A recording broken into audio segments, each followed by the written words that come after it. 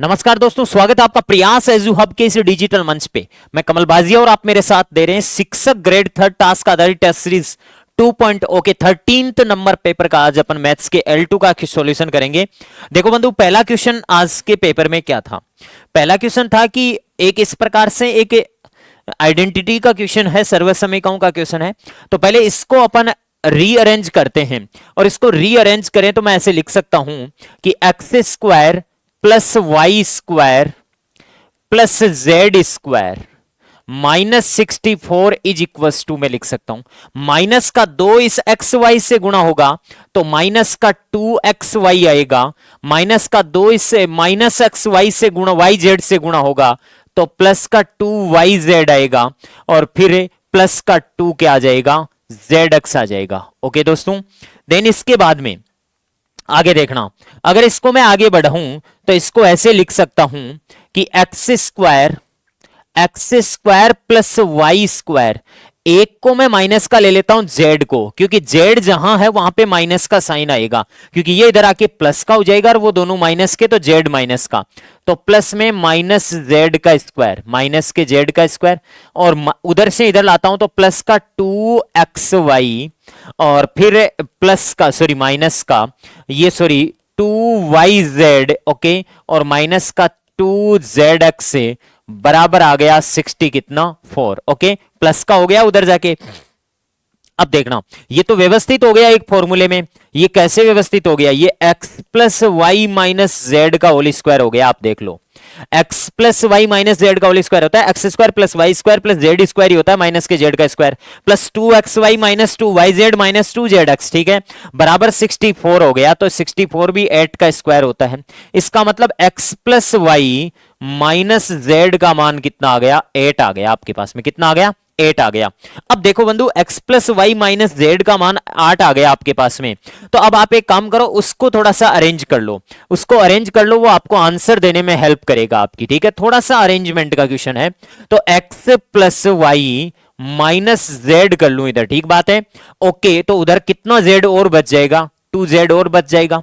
तो बता दो बंधु यहां से मुझे कि x plus Y minus Z का मान, इस पूरे का मान 8 रख दूं तो 8 बराबर आ गया 2z, और z का मान चाहिए तो 2 का भाग 8 में देंगे तो कितनी बार, 4 बार, और यहां से राइट आंसर कौन सा हो जाएगा, C हो जाएगा। ओके दोस्तों, नेक्स्ट इसके बाद में अगला क्वेश्चन, ठीक है। हाँ जी, तो अगला क्वेश्चन आपके पास में क्या है, अगला क्वेश्चन है कि किसी आयत की लंबाई और उसके परिमाप का अनुपात दे रखा है, तो लंबाई और चौड़ाई का अनुपात। ये बहुत ही सिंपल क्वेश्चन आ गया आपके पास में, लंबाई और परिमाप का अनुपात। एक काम कर लो यार, लंबाई को 5x मान लो, लंबाई को कितनी मान लो, 5x मान लो, और परिमाप होता है 2l plus B, 2l plus B बराबर कितना, x मान लू 16x से, l का मान 5x रख दूं, 5x प्लस b बराबर 16 में 2 का भाग कितना, 8x, और b बराबर 8x में से 5x घटेगा कितना, 3x। क्या चाहिए आपको,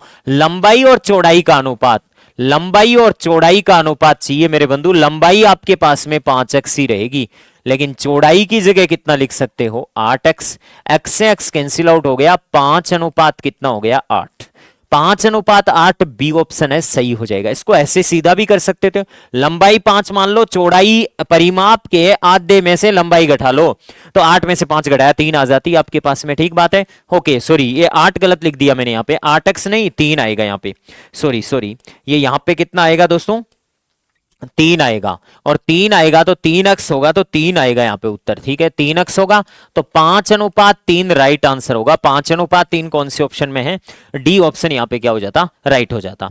नेक्स्ट इसके बाद में अगले क्वेश्चन पे चलता हूं। देखो दोस्तों, अगला क्वेश्चन क्या है, अगला क्वेश्चन है कि एक लीनियर इक्वेशन का सा लग रहा है कि x प्लस वाई बराबर a प्लस बी है, और ax माइनस बी वाई बराबर a square minus b square है। तो x और y के मान, एक कम करो, ऑप्शन से सीधे मान रख दो, x की जगह a रखो, y की जगह कितना रखो, b रखो। x की जगह a और y की जगह b रखोगे तो a प्लस बी बराबर आ जाएगा a प्लस बी, पहला तो ट्रू है, और दूसरे में यहां भी रख दो, x की जगह a रखो तो बताओ a स्क्वायर हो जाएगा, और y की जगह b रखो तो b स्क्वायर बराबर a square minus b square. दोनों समीकरणों को संतुष्ट करने का काम कौन कर रहा है, a ऑप्शन कर रहा है, तो a ऑप्शन राइट आंसर हो जाएगा यहां पे आपके पास में, ठीक है। नेक्स्ट इसके बाद में अगला क्वेश्चन है कि इसका मान निकालना है मेरे बंधु। यहां पे देखो 3 और 3 6 अंकों बाद में पॉइंट है, 4 और 2 6 अंकों बाद में पॉइंट है, तो पॉइंट तो नीचे ऊपर जीरो लगाने से कैंसिल आउट हो जाएंगे, सबके पॉइंट से पॉइंट कट जाएंगे। 81 बच जाएगा इंटू 484 बच जाएगा। ओके, ये यहां पे 64 इंटू 625, बताओ 81 का वर्गमूल कितना 9, 484 का कितना 22, 64 का 8 और 625 का कितना 25। मुझे एक बात बता दो, 2 का भाग लगाएंगे, 2 का भाग 11 और 11 9 कितना 99, और 2 का भाग लगाएंगे 4 और 25 100 के कितना 100। अब बताओ 99 बटे 100 का मतलब क्या होता है, 0.99 होता है, तो 0.99 होता है, 0.9 नहीं होता, 0.9 9 बटे 10 ही होता है। नेक्स्ट इसके बाद में अगला क्वेश्चन, 20 बल्बों के एक समूह में से 4 बल्ब खराब हैं, इस समूह से एक बल्ब निकाला जाता है, तो इसके खराब होने की क्या प्रायिकता है। खराब बल्ब कितने हैं 4, और टोटल बल्ब कितने आ सकते हैं 20 में से कोई सा भी घटना घटित हो सकती है, 4 हमारे अनुकूलतम घटनाएं हैं, तो प्रायिकता कितनी हो जाएगी 1/5। ऐसा नहीं होता, पूरा पेपर लेंथी होता है, पेपर में कुछ क्वेश्चन बहुत ईजी होते हैं, कुछ क्वेश्चन देखो आपकी परीक्षा जरूर लेंगे मेन एग्जाम में। मैं आपको इस मंच के माध्यम से ये बता देना चाहूंगा कि कुछ क्वेश्चनों को देख के पूरे पेपर को खराब मत कर लेना दोस्तों, ठीक है। कुछ क्वेश्चन सिलेक्शन वाले नहीं होते, कुछ क्वेश्चन सिलेक्शन को रोकने वाले भी होते हैं। ओके, हाँ जी, तो व्यंजक आपको दे रखा है 2x की power 3 plus 9x square minus x minus b का गुणनखंड, ये 2x प्लस 3 है, तो b का मान। सो सिंपल, बताओ बंधु ये गुणनखंड है, तो 2x प्लस 3 को 0 के बराबर करेंगे, तो x बराबर वो 3 उधर जाके माइनस का बटे 2, x बराबर -3/2 इस बहुपद में रख दो, व्यंजक में रख दो, एक्सप्रेशन में रख दो। मेरे बंधु रखूंगा तो -3/2 का स्क्वायर करना, क्यूब करना पड़ेगा, तो 2 गुणा -3/2 का क्यूब होता है माइनस का 27 बटे कितना 8, बहुत ही केयरफुली, ठीक है, प्लस का 9 गुणा स्क्वायर करोगे तो 9 बटे कितना आएगा मेरे बंधु 4 आएगा आपके पास में। ओके, हाँ जी, ये माइनस माइनस प्लस का हो जाएगा 3/2, और माइनस बी बराबर क्या आएगा 0। यहां से सिंप्लीफाई करेंगे तो माइनस का 27/4 प्लस का 81/4 और प्लस का 3/2 बराबर उधर जाके क्या आ गया बी। इन सब का एलसीएम कितना ले लिया 4, ये माइनस का 27, ये प्लस का 81, और प्लस का 2 बार 3 3 9। ओके बंधु, बराबर आपके पास में क्या आ गया बी आ गया, ठीक है। 2 का भाग 2 बार, सॉरी 2 का भाग 2 बार, ये 3 दूनी कितना होगा 6, 2 का भाग 2 बार 3 दूनी 6 हो जाएगा। ओके, नेक्स्ट इसके बाद में अब देखना 54 बचेगा यहाँ पे, और 54 और 6 कितना हो जाएगा 60, और 60 में 4 का भाग लगाएंगे, b की वैल्यू मेरे बंधु कितनी आएगी 15 चौके 60 होती है, तो कितना आएगा आंसर 15 आ जाएगा, जो कि कौन से ऑप्शन में है बी ऑप्शन इसका राइट आंसर होगा। नेक्स्ट इसके बाद में अगला क्वेश्चन, 2 व्यक्तियों की इनकम का रेशियो दे रखा है और एक्सपेंडिचर का रेशियो दे रखा है, प्रत्येक प्रति महीने 2000 रुपए बचा लेते हैं, तो इनकी एक की मासिक आय कितनी है। 2 तरीके से कर सकते हो मेरे बंधु, बताओ बंधु इनकी आय का अनुपात कितना है, आय का अनुपात ए और बी का कितना है, ए और बी की आय का अनुपात 9 अनुपात कितना है 7, और इनके व्यय का अनुपात कितना दे रखा है 4 अनुपात कितना 3। बताओ बंधु ए की बचत कितनी है 5 और बी की कितनी 4। बचत सेम नहीं है तो इक्वल बनाने के लिए नीचे वालों के अंतर से ऊपर गुणा, ऊपर 1 से, और ऊपर वालों के अंतर 2 से नीचे गुणा कर दो। ए और बी के इनकम का नया अनुपात आ जाएगा। बताओ बंधु ऊपर तो किसी से गुणा नहीं किया 9 अनुपात 7 ही रहेगा, लेकिन नीचे व्यय का अनुपात क्या आ जाएगा 8 अनुपात 6 आ जाएगा। तो बताओ ए की बचत कितनी है, रेशियोज में ए की बचत 1 की है और बी की बचत भी कितने की है 1 की। यही 1 किसके बराबर हो जाएगा 2000 के। तो प्रति व्यक्ति प्रति महीने 2000 रुपए बचा लेता है, तो 1 की मासिक आय 1 बराबर, तो किसी एक की मासिक आय, देखो क्या बोला है प्रश्न में, प्रश्न बड़ा गजब बना दिया भाई इसने, किसी एक की मासिक आय, किसी, ये बात इस पे ध्यान दो, इस पे माइंड इट, इस पे ध्यान दो, ऑप्शन फिर क्लिक करना, किसी एक की, पहले की नहीं किसी एक की मासिक आय। तो मासिक आय तो मैं निकाल दूंगा और इधर मल्टीप्लाई करूंगा 2000 से, तो इसकी तो आ जाएगी 18,000 रुपए और उसकी आ जाएगी कितनी 14,000 रुपए। ओके, अब आपको ऑप्शनों में देखनी है कौन सी पड़ी है, ये रही 18,000 रुपए पड़ी, 14,000 तो है नहीं, तो राइट आंसर हो जाएगा। इसको दो तरीके से कर सकते हो, इस पर्सन को ऐसे भी कर सकते हो कि ए की आय 9x है तो बी की कितनी 7x। किसी भी व्यक्ति की इनकम में से उसका सेविंग घटा लेते हैं तो एक्सपेंडिचर बच जाता है, और दोनों की सेविंग घटा ली 2-2 हजार रुपए, तो एक्सपेंडिचर का रेशियो कितना है 4:3। और यहां से आपको क्या निकाल लेना होता है, एक्स निकाल लेना होता है। ओके, ये इसका ऑल्टरनेट तरीका है, इससे करके देख सकते हो आप। ठीक है, हाँ जी, ये तरीका ऑल्टरनेट तरीका है इसका। ठीक है, नेक्स्ट इसके बाद में अगले प्रश्न पे, निम्नलिखित आंकड़ों में से लुप्त बारंबारता ए का मान क्या होगा यदि आंकड़ों का माध्य 18 है। बहुत ही सिंपल तरीके से आराम से कर लेना है इस क्वेश्चन को। देखो बंधु कैसे करेंगे अपन, सबसे पहली बात और ये है कि सबसे पहले सिग्मा एफ बता दो कितना होगा। सिग्मा एफ सभी बारंबारताओं का योग, 7 और 6 13, 13 और 9 ये 22 हो जाएगा, 22 और 25 और 10 35, 35 और 40 44 है, तो 44 प्लस ए हो जाएगा। कितना हो जाएगा 44 प्लस ए हो जाएगा। एक बार दोबारा जोड़ लेता हूं, 9 9 18, 18 और 6 24, 24 और 7 कितना 31, 31 और 3 कितना 34 और 10 44। ठीक है, 44 प्लस ए। माध्य का सूत्र क्या होता है, मीन का फॉर्मूला होता है, सॉरी माध्य का फॉर्मूला होता है, माध्य का फॉर्मूला होता है x bar is equal to होता है समेशन ऑफ एफ एक्स अपन समेशन ऑफ एफ। ठीक है, थोड़ा सा इसमें कैलकुलेशन दे दी आपको, अब तक नहीं दी तो बताओ बंधु, मीन आपके पास में कितना है, मीन आपके पास में 18 है। ओके, समेशन एफ कितना है 44 प्लस ए है ही है। ठीक बात है। ओके, सिग्मा एफ एक्स निकाल लो आप, तो एफ एक्स निकालेंगे पहले, क्या निकालेंगे पहले एफ एक्स निकालेंगे अपन, और एफ एक्स निकालेंगे तो 12 7 कितना 84। ओके, हाँ जी, 14 6 कितना होता है, कैलकुलेशन आराम से करना भाई, 12 7 84 और 6 चौकी 24 है, 6 2 8 और 9 6 54 15 और ये 14 हो जाएगा। हाँ जी, ये 18 दूनी 36, 18 3 54 है, और फिर 5 कैरी फोर 18 और 5 23 234, और ये 20 ए हो जाएगा। ओके, और ये 22 5 110 है जी, ये कितना हो जाएगा 96 हो जाएगा। ठीक बात है। ओके, अब इनका सब का योग कर लेना है अपन को, समेशन एफ एक्स कर लेना है अपन को। समेशन एफ एक्स कितना आएगा, समेशन एफ एक्स कितना आएगा मेरे बंधु, सबको ऐड करना पड़ेगा अपन को। ठीक है, तो लो भाई सबको ऐड कर लेते हैं अपन, और सबको ऐड करें तो अपन इधर से यूनिट डिजिट अकाउंट कर लेते हैं। तो 0 6 और ये 6 ही होगा, और ये कितना होगा 10 10 और 4 14, 14 और 4 18 और 4 कितना 22, 22 का कितना आ गया 2, 2 कैरी फॉरवर्ड कर गया। ओके, नेक्स्ट इसके बाद में सेकेंडरी डिजिट जोड़ लेते हैं, 9 और वो 2 11, 11 और 1 12, 12 और 3 कितना 15, 15 और 4 19, 19 और 8 कितना होता है आपके पास में 27, 27 और 8 कितना हो गया आपके पास में 35, 35 का 5 और 3 कैरी फॉरवर्ड करेगा। ओके, हाँ जी, तो फिर देखो सैकड़े के अंक जोड़ लेते हैं, तो ये 1 और 1 और 2 कितना 3, 3 और 1 कितना 4, 4 और वो 3 कितना 752 प्लस ये कितना ए आ गया 20 ए आ गया। ओके,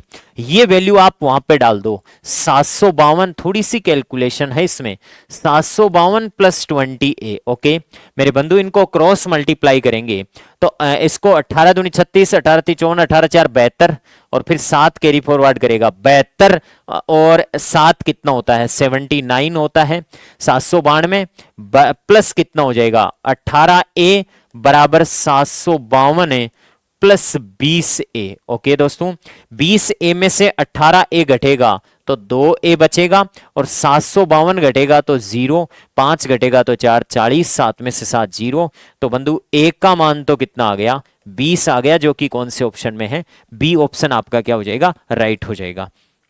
नेक्स्ट इसके बाद में अगला प्रश्न, किसी त्रिभुज में वो संबंध दे रखा है। मेरे बंधु एक बात बता दो कि मैं कोण ए, कोण बी और कोण सी का अनुपात निकाल लूं आपसे, इसको अनुपात में भी ले जा सकते हो इस प्रश्न को, कोण ए, कोण बी और कोण सी का अनुपात। अपन को अनुपात समानुपात में एक बात पता है कि आपको ए की वैल्यू चाहिए तो ए को छुपा लो 6 चौकी 24, बी की वैल्यू चाहिए तो बी को छुपा लो 6 3 18 और c की वैल्यू चाहिए तो c को छुपा लो, 4 3 12।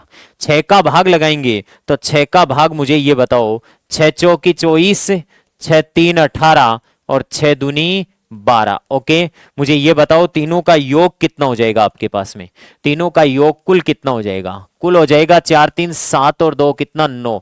9 नहीं चाहिए मुझे, 180 चाहिए। 180 चाहिए तो 20 से मल्टीप्लाई करना पड़ेगा और 20 से मल्टीप्लाई करोगे तो सारे एंगल आपके पास में आ जाएगा। एक 80 डिग्री आ जाएगा और दूसरा कितना आ जाएगा, 60 डिग्री आ जाएगा, तीसरा कितना आ जाएगा, 40 डिग्री आ जाएगा। तो बताओ मुझे यहां से कि आपको कौन सा मान चाहिए, ए का मान तो कितने के बराबर हो जाएगा, 80 डिग्री के बराबर हो जाएगा। नेक्स्ट इसके बाद में अगला क्वेश्चन, इसको पी अनुपात क्यू के रूप में व्यक्त कीजिए। पी अनुपात क्यू के रूप में व्यक्त करना है तो कितने अंकों बाद में रिपीट हो रहा है ये बंधु, 2 3 5 3 5 3 5 चल रहा है, यहां 3 5 की रिपीटेशन हो रही है तो इसको 0.235 पे बार लगा सकते हैं। तो मेरे बंधु इसको क्या लिख सकते हैं अपन इसको लिख सकते हैं 235 -2 अपॉन में जितने अंकों पर बार है उतने नीचे 9 और जितने अंकों पर बार नहीं है उतने 0। हाँ जी, 235 में से 2 घटाओगे 233 बटे 990 आ जाएगा। अब बताओ ये 233 बटे 990 फर्स्ट ऑप्शन में पड़ा है तो यही इसका क्या हो जाएगा, राइट आंसर हो जाएगा। नेक्स्ट इसके बाद में अगला क्वेश्चन, ये देखो, ये एक ब्रिटिश फ्लैग प्रमेय पर एक प्रश्न बनता है। ब्रिटिश फ्लैग प्रमेय क्या कहती है, ये वैसे तो मैं इसकी डेरिवेशन करूंगा तो आपको सिंपल सा लगेगा, लेकिन बंधु सुनना मेरी बात, इसकी डेरिवेशन ये है कि ये एक आयत है, इसमें एक ये समांतर रेखा खींच लेता हूं ओ से होते हुए, एक समांतर रेखा खींच ली तो ये 90 डिग्री का कोण बनाएगी। ओके, समांतर रेखा खींच ली, इस रेखा का नाम ले दूं मैं पी क्यू। ओके, और साथ ही एक समांतर रेखा ये भी खींच देता हूं ओ से होते हुए, और समांतर रेखा खींच दी तो ये यहां पे भी 90 डिग्री का कोण और यहां पे भी 90 डिग्री का कोण। ये मेरे बंधु इसको मैं कोई नया नाम दे दूं, पी क्यू दे दिया, ओ दे दिया, इसको एक्स वाई दे दो ना, क्या दिक्कत है। ओके, एक्स वाई नाम दे दिया। अब सुनो, अब इसको बाद में तो आप सीधा याद रखना, इसको ब्रिटिश फ्लैग प्रमेय बोलते हैं बंधु, सीधा याद रख लेना, लेकिन अभी मैं डेरिवेशन बता देता हूं इसकी क्या करनी है।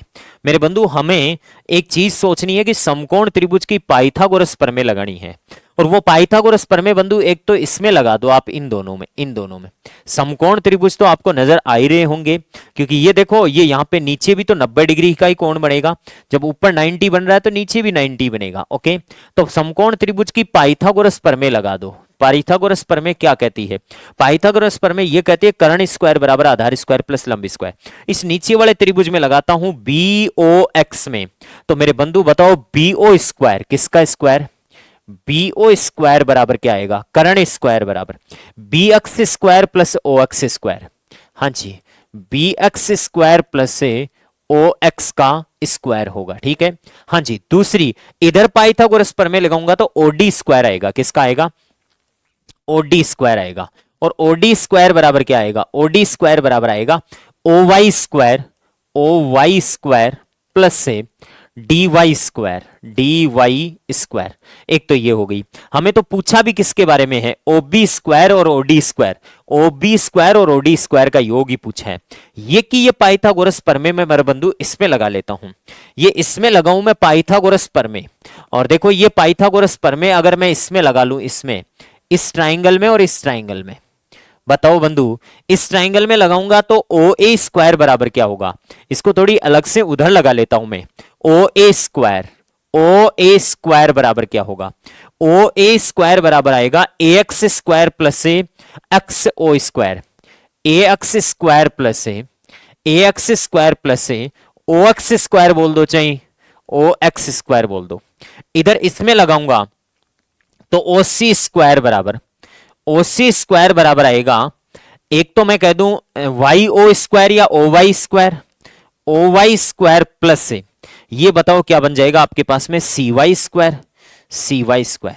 अब मेरे बंधु एक बात बताना, अगले ने कहा है कि ये मान किसके बराबर होगा, तो मैं एक काम करता हूं कि ये OB स्क्वायर और OD स्क्वायर को जोड़ता हूं, तो ये OB स्क्वायर या BO स्क्वायर भी लिख सकते हो, BO square plus OD square, BO square plus OD square बराबर हम लिख सकते हैं BX square plus OX square plus O Y square plus से डी वाई स्क्वायर, एक तो ये लिख दिया, उधर भी हम जोड़ देते हैं तो O A square plus O C square बराबर क्या आएगा, ए एक्स स्क्वायर प्लस से ओ एक्स स्क्वायर प्लस से ओ वाई स्क्वायर प्लस से सी वाई स्क्वायर। और अब आप एक काम करना, देखो बंधु, अब मैं एक प्रतिबंध लेता हूं, उसको संतुष्ट करवा देता हूं, वो सिद्ध हो जाता है क्या। एक काम करूं, मैं कह दूं बी ओ स्क्वायर प्लस से ओडी स्क्वायर बराबर, B O square plus OD square बराबर, एक काम कर लूं, या इसके आरएचएस को चेंज कर लूं, या इसके आरएचएस को भी मैं चेंज कर सकता हूं। एक बात बताओ बंधु, कि उधर हमारे पास में ए एक्स स्क्वायर पड़ा है, पड़ा है कि नहीं पड़ा, सॉरी ए एक्स स्क्वायर है, ए एक्स स्क्वायर इधर तो नहीं है, ओ एक्स स्क्वायर है, ये पड़ा ओ एक्स स्क्वायर, और ये पड़ा ओ एक्स स्क्वायर, बिल्कुल सही बात है। एक हमारे पास में ओ वाई स्क्वायर भी पड़ा है, ये ओ वाई स्क्वायर पड़ा, ये ओ वाई स्क्वायर पड़ा, और ये ओ वाई स्क्वायर पड़ा। अब हमें ए एक्स स्क्वायर चाहिए। आपको एक बात बताऊं क्या, ये दो समांतर रेखाएं जा रही है ना, ये वाली रेखा और ये वाली रेखा, हमेशा याद रखना इनके द्वारा ये अंतःखंड बराबर ही बनेंगे, क्योंकि ये दूरी बराबर ही होती है, लंबवत दूरी है, और लंबवत दूरी बराबर है। तो मैं तो इतना ही कहता हूं कि ये जो AX है ना, AX है वही PO के बराबर है, AX ही OP के बराबर है, या फिर AX ही OP के बराबर है, यही DY के बराबर है। तो AX ही DY के बराबर है, इस DY के बराबर ही AX है। DY के बराबर तो क्या लिख सकता हूं, ए एक्स स्क्वायर लिख सकता हूं, क्योंकि ए स्क्वायर एक्स स्क्वायर उधर पड़ा है प्लस से, ये इधर ओ वाई स्क्वायर है वो तो उधर भी पड़ा है प्लस से, ओ एक्स स्क्वायर तो उधर भी पड़ा है प्लस से।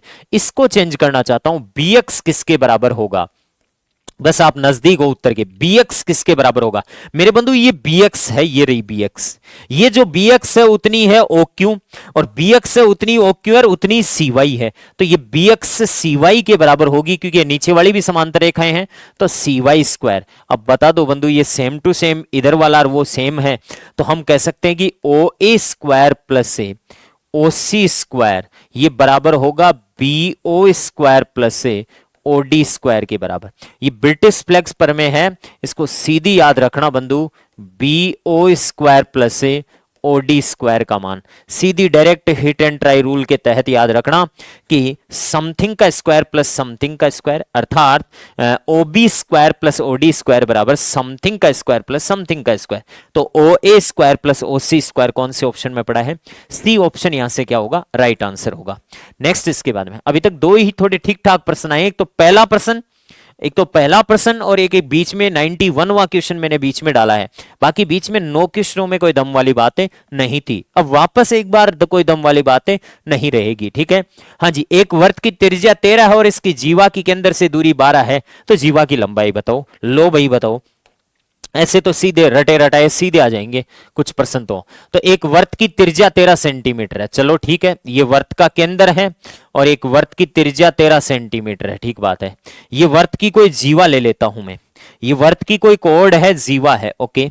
हाँ जी, जीवा पर केंद्र से डाला गया लंब जीवा को बराबर 2 भागों में बांटता है और कह रहा है कि जीवा की केंद्र से दूरी 12 सेंटीमीटर है, ये 12 है तो मेरे बंधु ये 5 होगी, क्योंकि 13 12 5 का एक ट्रिपलेट होता है, तो ये इधर भी 5 होगी। तो जीवा की कुल दूरी कितनी हो जाएगी, 10। जीवा की लंबाई कितनी हो जाएगी, 10 हो जाएगी। नेक्स्ट इसके बाद में अगला क्वेश्चन, निम्नलिखित रैखिक समीकरण का हल क्या है। ऐसे प्रश्नों के लिए इलाज बता दूं, ऐसे प्रश्नों को लेंथी प्रश्नों में काउंट मत कर लेना, ये मैं मेरे हिसाब से दोबारा दे रहा हूं या 1.0 में ये दे चुका हूं।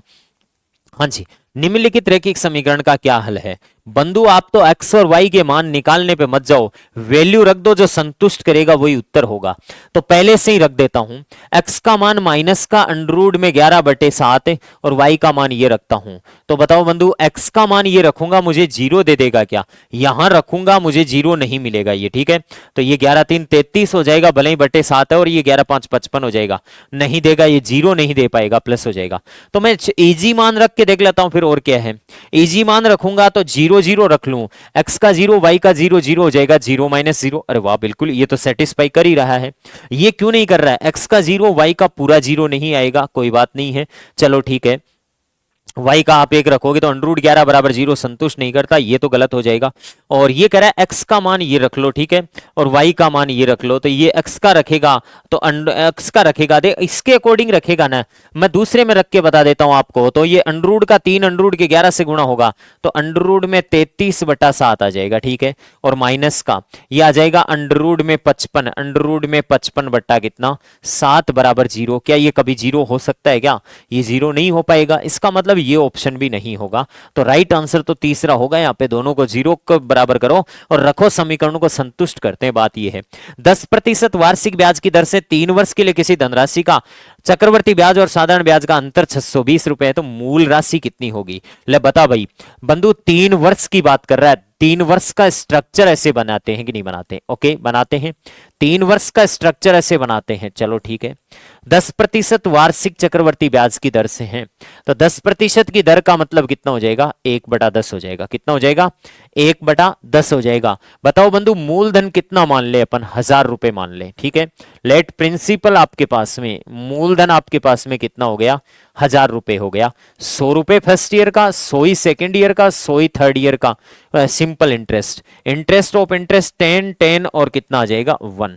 बताओ 3 साल के साधारण और चक्रवर्ती ब्याज का अंतर कितना है? अंतर तो ये यहां से 31 ही होगा, अंतर 31 होगा, तो 620 में 31 का भाग लगा दो और मूल राशि चाहिए तो 1000 से क्या कर दो? गुणा। प्रिंसिपल आ जाएगा 31 दूनी 62, 2 0 और 3 0 और लगा दो तो 20,000 रुपए आ जाएगा। राइट आंसर कौन सा हो जाएगा? डी हो जाएगा। नेक्स्ट इसके बाद में अगला क्वेश्चन, किसी त्रिभुज की 3 भुजाएं ये तो त्रिभुज का क्षेत्रफल क्या होगा? सिंपल देख लो, मैं फिर बता रहा हूं आपको कि पेपर लेंथी नहीं बनेगा एग्जाम में, बस आपको वो चुनने हैं पहले 30 में से फर्स्ट राउंड में 25 क्वेश्चन बचेंगे 5, उनमें 3 क्वेश्चन तो आप उड़ा दोगे, आपको बस 1-1 मिनट का टाइम जरूर चाहिए 3 क्वेश्चनों में, बाकी 25 क्वेश्चन तो बहुत इजी आएंगे। और बचेंगे 3 क्वेश्चन, फिर 2 क्वेश्चनों के लिए आपको थोड़ा संघर्ष करना पड़ सकता है, उसके लिए टाइम बचा के रखना, क्योंकि उस समय पे स्टूडेंट के दिमाग में वो चीज ना आए, कोई बड़ी बात नहीं है। त्रिभुज की भुजाएं 3 4 और 5 है, सबसे बड़ी भुजा 5 ले लेता हूं, ये 4 सेंटीमीटर ले लेता हूं और ये 3, ये समकोण त्रिभुज की भुजाएं हैं मेरे बंधु, इसलिए मैंने समकोण त्रिभुज बना लिया। और इसका क्षेत्रफल निकालना है तो 1/2, आधार 4 और ऊंचाई 3, 12 और 12 का आधा कितना हो जाएगा? 6 सेंटीमीटर स्क्वायर आ जाएगा। और ये फर्स्ट ऑप्शन में पड़ा, ये त्रिभुज का क्या आ जाएगा? क्षेत्रफल। इसका हीरोन के सूत्र से भी निकाल सकते हो आप, त्रिभुज का क्षेत्र निकाल सकते हो, S S minus A S minus B से भी निकाल सकते हो, S minus A S minus B S minus C से कौन नहीं निकाल सकता? बताओ एस का मान कितना लोगे? 4 3 7 और 5, 12 का आधा कितना? 6, फिर 6 में से 3 घटाओगे तो 3, और फिर 6 में से 4 घटाओगे तो कितना? 2, और 6 में से 5 घटाओगे तो कितना? 1। ये 6 6 36, 36 का वर्गमूल कितना आता है? 6। ये लो, दोनों तरीके से निकाल सकते हो। नेक्स्ट अगला क्वेश्चन, एक वर्ग के विकिरण की लंबाई a है तो वर्ग का क्षेत्रफल क्या होगा? वर्ग का विकिरण होता है बंधु √2 गुणा भुजा बराबर कितना दे रखा है? a। तो मेरे बंधु यहां से भुजा कितनी आएगी? भुजा आएगी a बटा √2। तो वर्ग का क्षेत्रफल का सूत्र क्या होता है? वर्ग का क्षेत्रफल का सूत्र होता है भुजा स्क्वायर। क्या होता है? भुजा स्क्वायर। तो बताओ यहां से a बटा √2 का स्क्वायर, a बटा √2 का स्क्वायर होता है a स्क्वायर बटे 2। तो ये वर्ग का क्षेत्रफल आ जाएगा a स्क्वायर बटे 2। कौन से ऑप्शन में है? सी ऑप्शन राइट हो जाता। नेक्स्ट इसके बाद में अगला क्वेश्चन, द्विघात समीकरण का विविक्तीकर के संदर्भ में कौन सा कथन सही है? विविक्तीकर किसको बोलते हैं? डिस्क्रिमिनेंट किसको बोलते हैं? b square minus ac। दो भिन्न भिन्न वास्तविक मूल होते हैं यदि b square minus 4ac greater than 0 हो। बिल्कुल सही बात है बंधु, b square minus 4ac greater than 0 होता है, इसका मतलब वास्तविक मूल तो होते हैं। क्या होते हैं? वास्तविक मूल होते हैं, और दो भिन्न भिन्न भी होते हैं। सही बात है, ठीक है। नेक्स्ट इसके बाद में, दो बराबर वास्तविक मूल होते हैं, दो बराबर वास्तविक मूल होते हैं यदि b स्क्वायर माइनस 4ac बराबर 0 हो। यह बात भी सही है। और मेरे बंधु ये और ये दोनों बातें सही है। दो बातें अगर सही है तय मान लो, दो बातें अगर सही है तो तीसरी बात भी सही होगी, क्योंकि उपयुक्त सही भी तो उत्तर देना है। फिर कोई वास्तविक मूल नहीं होता है यदि b square minus 4ac less than 0 हो। बिल्कुल कोई वास्तविक नहीं होता है। क्या होते हैं? काल्पनिक मूल होते हैं, इमेजिनरी रूट होते हैं आपके पास में। काल्पनिक होते हैं, बिल्कुल कोई वास्तविक मूल नहीं होते हैं। ये कह रहा है ना कि नहीं होते हैं, ये कब कह रहा है कि वास्तविक होते हैं, तो ये नहीं होते। बिल्कुल सारे स्टेटमेंट इस डिस्क्रिमिनेंट के संदर्भ में सही है। अगला क्वेश्चन है, एक शंकु के आधार की त्रिज्या और इसकी ऊंचाई दे रखी है, वक्र पृष्ठीय क्षेत्रफल और कुल पृष्ठीय क्षेत्रफल क्या होगा। ये एक आपको कोण दे रखा है, इसके आधार की त्रिज्या दे रखी है। शंकु के आधार की त्रिज्या 12 सेंटीमीटर दे रखी है और इसकी ऊंचाई कितनी दे रखी है, 16 दे रखी है। ओके, बताओ बंधु, इसका कोई ट्रिपलेट याद है क्या आपको? मैं आपको बताऊं, आपका जो 3 4 5 का जो ट्रिपलेट होता है ना, उसको आप 16 बनाना चाहते हो तो इसको पूरे ट्रिपलेट को आप मल्टीप्लाई करो किससे, 4 से। 4 से गुणा करोगे तो 4 3 12, 4 चौके 16 और 4 5 20, तो 12 16, तो ये कर्ण कितना आएगा, 20। इसका मतलब मुझे एल मिल गई। एल कितनी मिल गई, एल 20 मिल गई, और एच कितनी मिल गई, 16, और आर कितनी मिल गई, 12। हमें क्या चाहिए, इसका कुल पृष्ठीय क्षेत्रफल और कुल वक्र पृष्ठ, क्या उसका वक्र पृष्ठीय क्षेत्रफल। बंधु, वक्र पृष्ठीय क्षेत्रफल को सीएस से बोलते हैं, क्या बोलते हैं, सीएस से। ये होता है शंकु का वक्र पृष्ठीय क्षेत्रफल होता है पाई आर एल। फिर एक थोड़ा कैलकुलेशन वाला प्रश्न आ गया, घबराना नहीं है इससे। पाई का मान अगला कह रहा है 3.14 रखो, रख देंगे। आर का मान कितना है मेरे बंधु, 12, और एल का मान कितना है, 20। ये थोड़ी रिलीफ मिली है अपन को। तो बताओ बंधु, 12 दूनी 24, तो 3.14 इंटू 24 240। जीरो तो मैं लगा दूं, 24 4 96 होता है, बचेगा आपके पास में 9। 24 और 9 33 से कैरी फॉरवर्ड आपके पास में 3 करेगा, और 24 थी 72 और 3 75, और 2 अंकों बाद में दशमलव, तो 753.60। 753.60 वक्र पृष्ठीय क्षेत्रफल एक तो ये दे रहा है और एक ये दे रहा है। ठीक है, इसका मतलब डी ऑप्शन गया और बी ऑप्शन तो गया। ओके, अब नेक्स्ट इसके बाद में इसका कुल पृष्ठीय क्षेत्रफल। कुल पृष्ठीय क्षेत्रफल में नीचे वाले वर्त का क्षेत्रफल और जोड़ देंगे। बंधु, टोटल सरफेस एरिया होता है ना किसी भी फिगर का, वो कर्वड सरफेस एरिया 753.6 प्लस से इसमें एक वर्त का क्षेत्रफल और जुड़ जाएगा, पाई आर स्क्वायर। ओके मेरे बंधु, ये पाई आर स्क्वायर कितना आएगा, ये अलग से निकाल के बता देता हूं आपको। Pi R square 3.14 into R square. R कितनी है, 12 का स्क्वायर 144। लो भाई, इनको मल्टीप्लाई कर लो, 314 और 144, इनको मल्टीप्लाई करो। 4 चौके 16, 4 और 1 कितना, 5, और 4 3 12। फिर वही आएंगे 6 5 2 और 1, फिर मल्टीप्लाई फिर कर लो, 4 1 3। ओके, इनको जोड़ दो, ये आएगा 6 6 और 5 11, और 7 और 4 11 और 1 12, और ये 4 और 1 कितना, 5, और ये 4। तो बताओ बंधु, ये 2 अंकों बाद में दशमलव लगवाएंगे, तो 452.16 और जोड़ दो, तो 452.16, तो 753.6 में 452.16 और जोड़ दो, तो ये आपके पास में वैल्यू कितनी दे देंगे, ये दे देंगे 76 से 76, तो मेरे हिसाब से दोनों के ही है लास्ट में। ये आ गया 5 5 और 5 10 से 7 और 4 11 और 1 12, 1205.76 कौन से ऑप्शन में है, ये ए ऑप्शन में है बंधु। ये फिर तीसरा प्रश्न आया है 91 81 और ये 98 वा क्वेश्चन, जो थोड़ी सी कैलकुलेशन टफ लेकर आया है। इस प्रकार से इसका वर्गमूल निकालना सिंपल बात है बंधु। वर्गमूल का चिन्ह हम लगाएंगे क्योंकि ये वर्गमूल निकलवा रहा है। इसको लिखेंगे माइनस का 2 गुणा 3 अंडर रूट में कितना, 5। मेरे बंधु बता, ये 2 अंदर जाएगा तो क्या बनकर जाएगा, सॉरी 3 अंदर जाएगा तो क्या बनकर जाएगा, 3 अंदर जाएगा तो 9 बनकर जाएगा, और 9 5 कितना, 45। मेरे बंधु, इसके ऐसे टुकड़े करो कि जोड़ने पर 14 आए और गुणा करने पर 45 आए, तो वही 9 और 5 आ जाएंगे, गुणा करने पर 45 आ जाएंगे, और जोड़ने पर कितने आ जाएंगे, 14 आ जाएंगे। इसका डिटेल डिस्क्रिप्शन बता देता हूं मैं आपको। इसको अंडर रूट 9 का स्क्वायर प्लस अंडर रूट 5 का स्क्वायर माइनस का 2 गुणा अंडर रूट 9 गुणा अंडर रूट 5 लिख दो, कोई फर्क नहीं पड़ेगा। अंडर रूट 5 का स्क्वायर 5, अंडर रूट 9 का स्क्वायर 9, 9 और 5 14, माइनस का चिन्ह 2, अंडर रूट 9 का मान कितना आता है 3, और 3 दूनी 6, 6 अंडर रूट 5 या 45 वापस वही। ये a प्लस बी का होल स्क्वायर बन जाता है under under root 9 minus under root 5 का होल स्क्वायर बन जाता है। ओके, क्योंकि ये होल स्क्वायर बन ही गया आपस में, होल स्क्वायर से अंडर रूट कट गया तो under root 9 minus under root 5 इसका उत्तर बच गया। अंडर रूट 9 का मान आता है 3 माइनस अंडर रूट 5, ये राइट आंसर होगा। तो 3 माइनस अंडर रूट 5 कौन से ऑप्शन में है? 3 माइनस अंडर रूट 5 इस एक ही ऑप्शन में है। प्लस माइनस वर्गमूल के दो समाकलित मान होते हैं, दो एक साथ मान होते हैं प्लस माइनस में, तो 3 माइनस अंडर रूट 5। ओके, द्विघात समीकरण के मूल हैं मेरे बंधु। द्विघात समीकरण के मूल निकालने के दो तरीके हैं। आप तो एक काम करो, इसके मान रख के देख लो, क्या एक संतुष्ट करता है क्या? इसको एक संतुष्ट करता है क्या? एक रखूं, x बराबर एक संतुष्ट करता है क्या? 3 माइनस से 2 अंडर रूट 6 प्लस 2 बराबर 0, कभी नहीं होगा।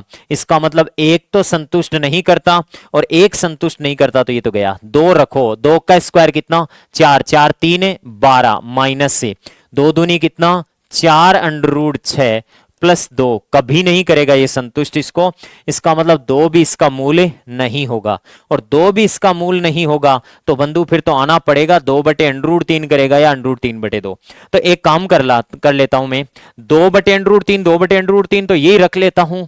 तो अपन रख लेते हैं x बराबर है अंडर रूट 2 बटे अंडर रूट 3, क्योंकि इसको ऊपर नीचे अंडर रूट लगाओ क्या फर्क पड़ता है।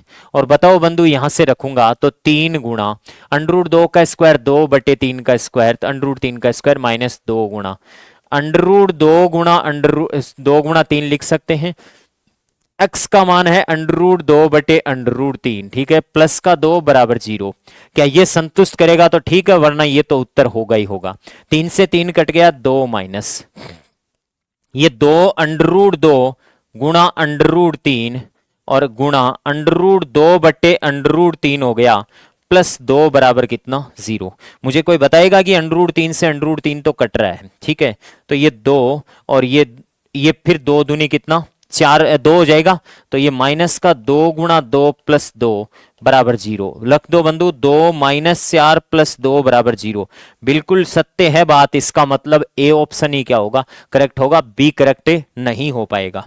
नेक्स्ट इसके बाद में अगला, एक समबहुभुज की भुजाओं की संख्या का अनुपात 1:2 है, उसके अंतः कोणों की माप का अनुपात 2:3 है, तो इनमें भुजाओं की संख्या कितनी होगी? पहले तो इसको by option hit and trial rule से कर दो। भुजाओं की संख्या का अनुपात मेरे बंधु सीधी सी बात यह है, सब में भुजाओं की संख्या 1:2 में है। अंतः कोणों की अनुपात निकाल लो।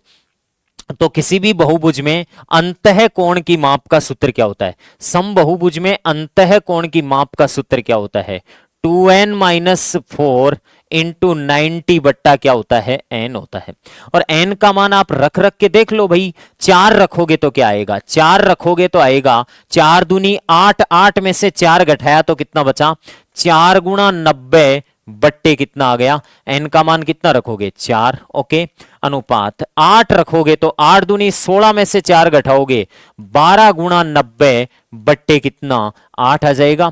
इसको काटा पीटी करके देख लो, 90 से 90 तो कैंसिल आउट हो गया, और ये आ गया 1/1 और वो आ गया उधर कितना आपके पास में 3 कितना 3 कितना आ गया 2। इसका मतलब ये उत्तर तो नहीं हो सकता इसका, ठीक है। ओके, नेक्स्ट इसके बाद में 2:3 2:3 चाहिए यार अपन को, 1:2 काहे का ले रहे हो आप, ठीक है। 90 से 90 कैंसिल आउट हो जाएगा, ये 4 बट्टे कितना आ गया 4, और इसको 4 का भाग देंगे 4 दूनी 4 × 12 और 4 दूनी 8। बंधु ये 1/1 आ गया और वो 3/2 आ गया, 2 से गुणा करेंगे तो 2:3 आ गया, और आपको अंतः कोणों की अनुपात यही चाहिए 2:3, तो राइट आंसर इसका फर्स्ट ही हो जाएगा। फिर क्यों आगे जाए? ये क्यों नहीं होगा? क्योंकि इसको एक को चेक करा देता हूं, 5 दूनी 10 में से 4 घटाओगे 6 गुणा 90 बट्टे कितना 6 5 बुझाएं तो कितनी है 5 ही है, ठीक है। ओके, फिर आप रखोगे 10 10 दूनी 20 20 में से 4 घटाओगे 16 गुणा 90 बट्टे कितना 10। 90 से 90 तो कट ही रहा है ना, ओके काट दो 90 से 90, ठीक बात है। ये हो गया, सॉरी 5 का भाग है 10 में कितनी बार, 2 बार, 2 का भाग दे दो तो ये 6:8 आ जाएगा। इसको हम 3:4 तो लिख सकते हैं, लेकिन 3:4 हमारे प्रश्न में कहाँ है, इसका मतलब दूसरा ऑप्शन क्या हो गया, गलत हो गया। अंतःकोणों का अनुपात आ जाएगा, बाई ऑप्शन कर सकते हो, या फिर आपको कुछ नहीं करना बंधु, भुजाएं इसमें n मान लो और इसमें 2n मान लो, या x मान लो 2x मान लो, और इनका इनको बट्टे में लिख के काटापेटी करके और इसके 2/3 के बराबर लिख दो, सेम आंसर आ जाएगा, कोई दिक्कत नहीं है। 1 सेंटीमीटर व्यास वाली 8 सेंटीमीटर लंबी तांबे की छड़ को एक समान मोटाई वाले 18 मीटर लंबे तार के रूप में बदला जाता है, तो इस तार की मोटाई कितनी होगी, mm में पूछी है बंधु इसको। देखो बड़ा ही अच्छा प्रश्न है। 1 सेंटीमीटर व्यास वाली 8 सेंटीमीटर लंबी एक छड़ को, तो हम कह सकते हैं कि छड़ का आयतन, किसका आयतन, छड़ का आयतन, किसका आयतन, छड़ का आयतन बराबर एक तार में बदला जाता है, तो तार का आयतन, किसका आयतन, तार का आयतन। मेरे बंधु छड़ का आयतन भी आपके बेलन के रूप में ही होगा, तो 1 सेंटीमीटर व्यास वाली, तो बेलन का आयतन क्या होता है, पाई आर स्क्वायर, तो पाई आर स्क्वायर, आर कितनी है 1 सेंटीमीटर व्यास है, तो 1/2 का स्क्वायर पाई आर स्क्वायर, और एच कितनी है आपके पास में 8 सेंटीमीटर लंबी है, सब सेंटीमीटर में है बराबर, उधर 1 सेंटीमीटर मोटाई वाले 18 मीटर लंबे। मेरे बंधु बताओ तार का आयतन होगा पाई आर स्क्वायर, लंबे आर का मान हमें नहीं पता, आर स्क्वायर इंटू 18 मीटर लंबे एक तार के रूप में बदला जाता है। 18 मीटर में कितना सेंटीमीटर होता है, 18 गुणा 100, ये सेंटीमीटर में आ गया कि नहीं आ गया, 1 मीटर में 100 सेंटीमीटर होता है। पाई से पाई तो मेरे बंधु यहां कट गया, पाई से पाई तो क्या हो गया, कट गया, पाई से पाई तो कट गया, ओके। 1/2 का स्क्वायर, तो ये हो गया 1 कितना 4 गुणा 8 बराबर आ गया आर स्क्वायर गुणा 1800, ओके। हाँ जी, ये 4 का भाग 2 बार, 2 बराबर आर स्क्वायर गुणा 1800। ये बंधु बताओ 2 का भाग 900 बार, 1 बराबर आर स्क्वायर गुणा 900, ये आ गया 1/900 बराबर आर स्क्वायर। आपको पता होना चाहिए कि आर बराबर 1/30 आएगा सेंटीमीटर में, आर बराबर 1/30 है, ये सेंटीमीटर में आएगा, क्यों, क्योंकि आर स्क्वायर बराबर 1/900 है। अब आपको ये पता होना चाहिए सेंटीमीटर को मिलीमीटर में कैसे बदलते हैं। मेरे बंधु आपको ये एक कन्वर्जन आना चाहिए कि अगर ये मीटर है तो मीटर के इधर जस्ट बगल में होता है डेसीमीटर, क्या होता है, डेसीमीटर होता है, और डेसीमीटर के जस्ट बगल में होता है सेंटीमीटर, क्या होता है, सेंटीमीटर होता है, और सेंटीमीटर के बगल में इधर क्या होता है, मिलीमीटर होता है, क्या होता है, मिलीमीटर होता है, ठीक है। हाँ जी, तो बताओ आपको कह रहा है कि सेंटीमीटर को मिलीमीटर में कैसे बदलेंगे, तो सेंटीमीटर को मिलीमीटर में बदलना है तो जस्ट आपको किससे गुणा करना पड़ेगा, 10 से गुणा करना पड़ेगा, और 10 से गुणा करना पड़ेगा तो r बराबर आपके पास में है, r बराबर आपके पास में है 1/30 सेंटीमीटर, इसको 10 से गुणा कर दूंगा तो मेरे बंधु r बराबर आपके पास में आ जाएगा 1/3 mm आ जाएगा, क्या आ जाएगा 1/3 mm आ जाएगा। और 1/3 को अपन तार की मोटाई पूछी है, कोई दिक्कत नहीं है, मोटाई का मतलब व्यास होता है बंधु, तो r बराबर हो जाएगी 0.33, और 0.33 mm है, तो मोटाई पूछी है, मोटाई का मतलब व्यास होता है, और व्यास होता है, मोटाई का मतलब क्या होता है, व्यास होता है, वो त्रिज्या का डबल होता है, तो 0.66, और 0.66 mm को अपन अगर इसको 0.66 mm को 0.67 mm भी बोल दें तो कोई दिक्कतें नहीं है। नेक्स्ट इसके बाद में अगला क्वेश्चन, अगला क्वेश्चन देखो क्या है। अगला क्वेश्चन आपके पास में एक समीकरण दे रखी है, इसका हल निकालना है। इसका हल तो किसी भी तरीके से आप निकाल सकते हो, कैसे भी जो भी है। देखो बताओ अंदर गुणा कर दूं तो ये 3x माइनस 15 बट्टे 4 माइनस का 4x बराबर है 3 दूनी 6 माइनस का x माइनस 3 के ब्रैकेट है बट्टा कितना पूरे के 2। ये सॉरी आपके पास में हमने अंदर गुणा किया, इसको मल्टीप्लाई नहीं किया, इसको छोड़ दिया, ठीक है। इसको 4 से गुणा कर दो तो 3x माइनस 15 प्लस का सॉरी माइनस का 4 चौके 16x से बट्टे कितना 4 बराबर है 6 माइनस एक्स प्लस 3 बट्टा कितना 2। ये बताओ, इससे ये काट देता हूं 2 से, इसको कितनी बार 2 बार, तो ये आ जाएगा ये माइनस का 15 और माइनस का 13x से बट्टे 2 है, इसको इधर गुणा करो ना, 6 में 3 जोड़ोगे 9, 9 दूनी 18 माइनस 2x आ जाएगा।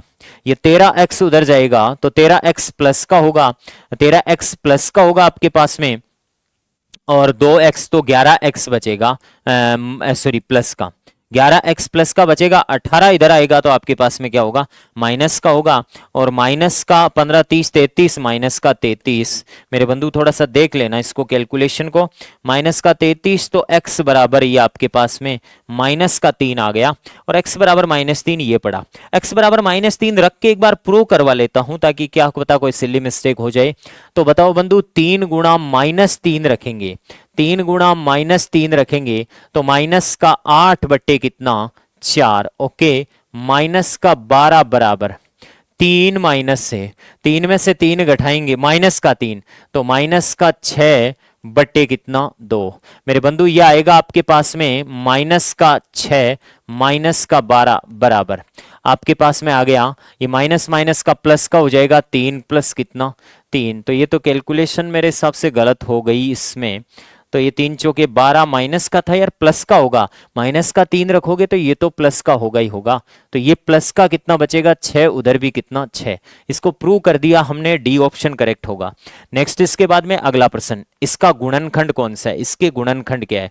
तो एक काम करो, ऑप्शनों को वापस गुणा करके देख लो, ऑप्शनों को वापस गुणा करके देख लो, तो बताओ यहां से x प्लस 1 का हो, x माइनस 1 का होल स्क्वायर होता है x स्क्वायर माइनस x से प्लस 1, ओके, हाँ जी, a square sorry a square minus का 2ab और प्लस b स्क्वायर, ओके, और ये हो जाएगा x प्लस कितना 5। अब मुझे लग गया कि x प्लस 5 को 1 से गुणा करेंगे, ये ऑप्शन तो नहीं बैठेगा, ये दूसरा ऑप्शन बैठ सकता है। कैसे बैठ सकता है कि ये होगा a square plus 2ab plus b, और ये इधर हो जाएगा x माइनस कितना 5। इसको मल्टीप्लाई करके देख लो, इसको मल्टीप्लाई करेंगे तो x की पावर 3 माइनस का 5x स्क्वायर, ओके, इसको दोनों जगह गुणा कर दिया, x की पावर 3 और माइनस का 5x स्क्वायर, ओके, फिर माइनस का minus minus minus minus plus, sorry minus plus plus plus plus ही होगा 2x स्क्वायर, और फिर ये आएगा माइनस का 10x से, और फिर प्लस का x और माइनस का 5, ये देख लो x क्यूब सॉरी माइनस का 3x स्क्वायर और माइनस का 9x माइनस 5, बिल्कुल प्रश्न जैसा का जैसा है, इसका मतलब बी ऑप्शन इसका क्या है, राइट आंसर है। नेक्स्ट इसके बाद में अगला क्वेश्चन, अंडर 5 की दोनों गाते हैं और आधार समान होता है, तो अपन को पता है बंधु गाते जुड़ जाती है, तो -5/2 और प्लस करेंगे तो माइनस का 3 कितना हो गया 2 हो गया आपके पास में, ठीक बात है, ओके। तो बताओ बंधु ये अंडर 5 की घात, ये 2 लघुत्तम ले लेता हूं, -3 और -5 कितना होगा माइनस का 8 होगा, तो ये अंडर 5 की घात माइनस से आ रहेगी और घात नीचे लाएगी तो इसको प्लस का बनाएगी, अंडर 5 की घात 4 हो जाएगी, और ये हो जाएगी बंधु 4 घात का मतलब 25 होता है। तो 1/25 कौन से ऑप्शन में है, ए ऑप्शन इसका क्या होगा राइट आंसर। कोई धन चक्रवर्ती ब्याज की दर से 15 वर्ष में दुगुना हो जाता है। चक्रवर्ती ब्याज में प्रश्न करते समय गुणा घात और आरटी लगाते हैं यहाँ पे, ठीक है, हाँ जी, कह रहा है कि 15 वर्ष में दुगुना हो जाता है, 15 वर्ष में 2 गुना हो जाता है, तो कितने वर्षों में यह 8 गुना हो जाएगा, मान लीजिएगा x वर्षों में हो जाता है। इधर 2 की घात 1 लिख लूं, इधर 2 की घात 3, आधार समान ही रखते हैं, बस घातें लिख देते हैं 1 और 3, वज्र गुणा कर दो, x बराबर 15 3 कितना 45 वर्ष में, तो राइट आंसर कौन सा डी हो जाएगा। नेक्स्ट इसके बाद में अगला क्वेश्चन, x प्लस 1/x बराबर 5 है, तो इसका एक तो डायरेक्ट सूत्र है, डायरेक्ट सूत्र ये है कि x प्लस 1/x से बराबर n होता है, तो x cube plus 1/x cube का सूत्र होता है n क्यूब माइनस से 3n, और यहां से 5 की क्यूब माइनस से 3 गुणा 5, तो 125 सॉरी 25 5 125 में से 15 घटाएंगे 110 इसका उत्तर आ जाएगा। ये तो ट्रिक है इसकी।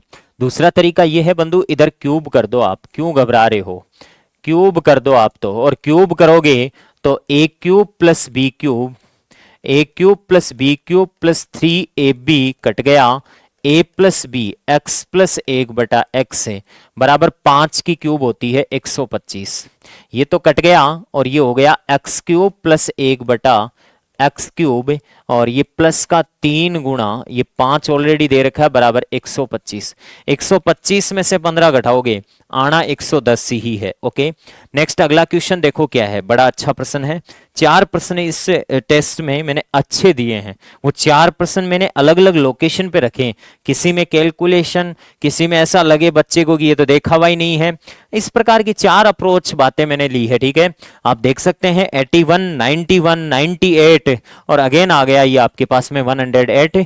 तो देखो बंधु इस क्वेश्चन में क्या है, अनंत पदों की श्रेणी है ये अपने आप में, और ऐसी श्रेणियों के सॉल्यूशन क्या होते हैं मेरे बंधु। इस पूरे का मान हम x के बराबर मान ले तो इसका सॉल्यूशन ऐसे बता देता हूं, 8 प्लस अंडरूड 8 प्लस 2 फिर वापस अंडरूड 8 आ गया, मतलब यहां से ये रिपीट हो रहा है 2, अब रिपीट हो रहा है अंडरूड में 8 प्लस 2 अंडरूड में 8 प्लस ऐसे अनंत पदों तक जा रहा है। इसको बराबर किसके मान लूं, x के। इसका रिपीटेशन कहां से शुरू हो रहा है आपको बताऊं क्या, ये यहां से रिपीटेशन शुरू हो रहा है, यहां से ये रिपीट हो रहा है, इसकी पुनरावृत्ति हो रही है। तो इसको ऐसे मान लेता हूं ये पूरा ही x के बराबर ही है, प्लस 2 गुणा x बराबर उधर भी क्या है x से, दोनों तरफ होल स्क्वायर करूंगा तो 8 प्लस 2x बराबर x स्क्वायर, और इसको मैं लिखूंगा x square minus 2x minus 8 बराबर कितना 0।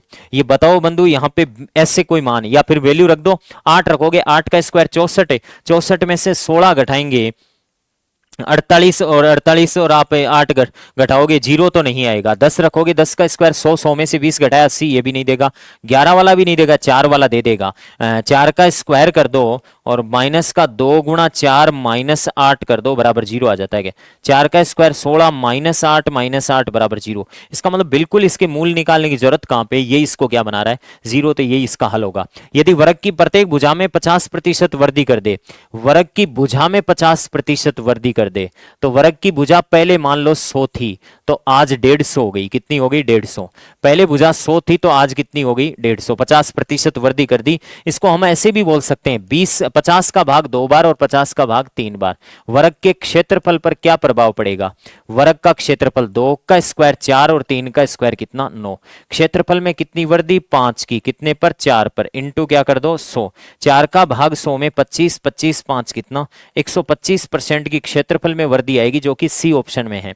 इसको ऐसे भी कर सकते हैं x प्लस एक्स स्क्वायर बटे 100 भी कर सकते हैं। ओके, ऐसे भी इसको किया जा सकता है। हाँ जी, नेक्स्ट इसके बाद में अंतिम क्वेश्चन आपके पास में क्या है, किसी वस्तु को 72,000 रुपए में बेचने पर एक व्यक्ति को 20% का लाभ होता है, तो वस्तु का क्रय मूल्य क्या है।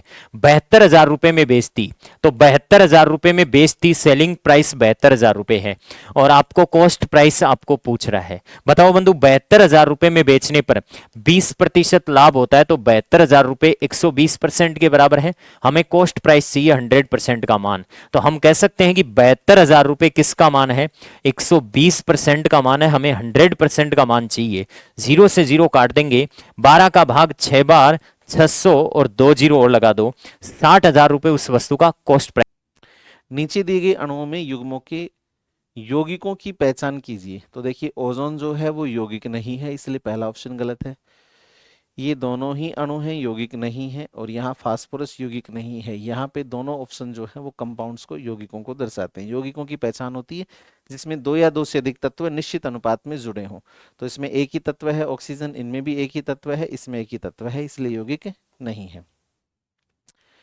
किसमें परमाणुओं की संख्या अधिक होगी, तो मोल संकल्पना के द्वारा गुणा करोगे तो मेथेन में परमाणुओं की संख्या सबसे ज्यादा आएगी। कार्बन डाइऑक्साइड में कार्बन और ऑक्सीजन के द्रव्यमानों का अनुपात, तो कार्बन का द्रव्यमान होता है 12, ऑक्सीजन का होता है 16 और 2 है तो 16 दूनी 32, 4 से काटो 4 × 12, 8 × 4 32, 3:8, यानी सी ऑप्शन जो है वो आपका सही उत्तर होगा।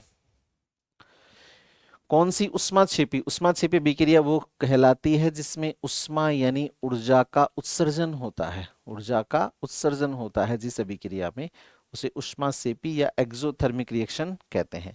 पहला ऑप्शन कह रहा है जल की चूने के साथ क्रिया करवाना, बिल्कुल उष्माक्षेपी है।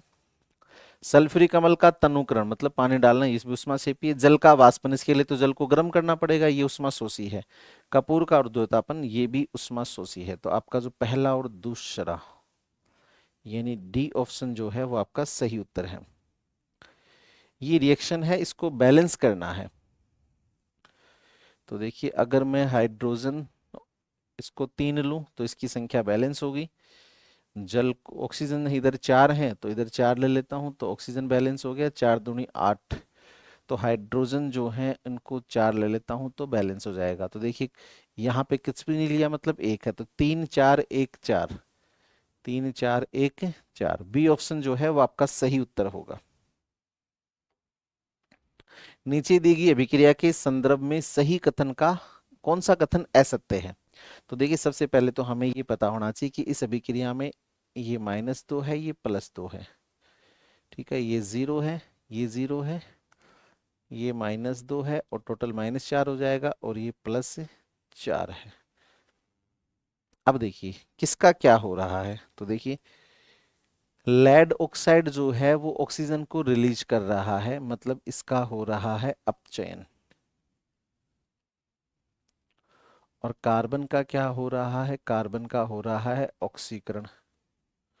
जिसका ऑक्सीकरण होता है वो होता है अपचायक और जिसका अपचयन होता है वो होता है ऑक्सीकारक। अब अपन ऑप्शंस को पढ़ते हैं। पहला ऑप्शन कह रहा है कि सीसा अपचयित हो रहा है, तो सीसा अपचयित नहीं हो रहा, लेड ऑक्साइड शीशे में अपचयित हो रहा है, इसलिए गलत होगा। कार्बन डाइऑक्साइड उपचयित मतलब ऑक्सीकृत हो रही, तो कार्बन डाइऑक्साइड उपचित नहीं हो रही, केवल कार्बन का ऑक्सीकरण हो रहा है। कार्बन उपचयित हो रहा है, ये बिल्कुल सही बात है। और लेड ऑक्साइड का अपचयन हो रहा है, ये भी सही बात है। 3 और 4, 3 और 4, एक सेकेंड, ऐसा तो कोई ऑप्शन ही मैच नहीं कर रहा।